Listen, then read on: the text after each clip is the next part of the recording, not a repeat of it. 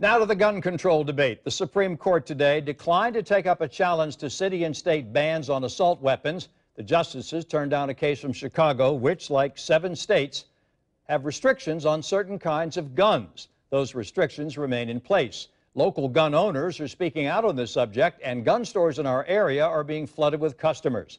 Tarek is joining us now with a look at the gun buying rules here in Florida. Tarek?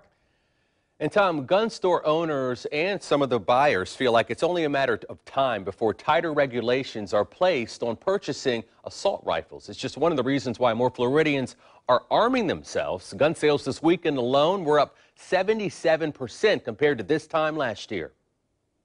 What we can do and must do is make it harder for them to kill. President Obama's call for more gun control is having an immediate effect on gun sales.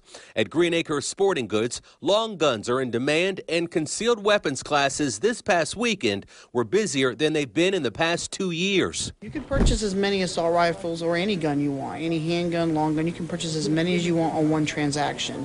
Z. Farhat, who works at Green Acres, says buyers have to go through the same federal background checks to purchase handguns and assault-style rifles. But Florida gun buyers can get their hands on assault rifles faster because there's no 3-day cooling-off period.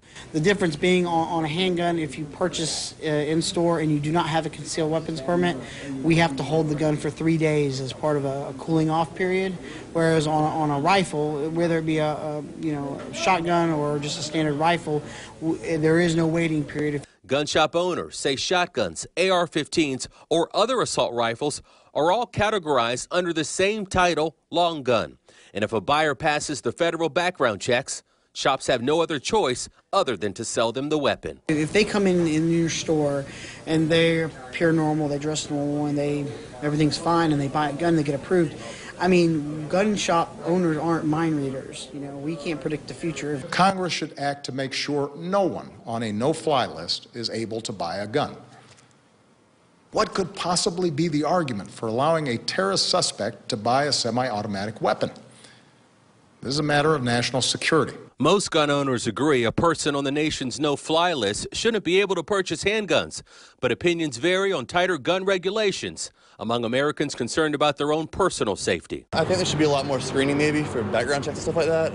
People always turn to the Second Amendment, but these kind of weapons weren't around when the Second Amendment was, written, so it takes a lot into consideration there because, they're just weapons that kill a lot of people, Roughly 5 million Americans own AR-style semi-automatic rifles, according to the Supreme Court Justice Clarence Thomas, who points out that the overwhelming majority of citizens who do own and use these rifles do so for what he describes as lawful purposes, including self-defense and target shooting.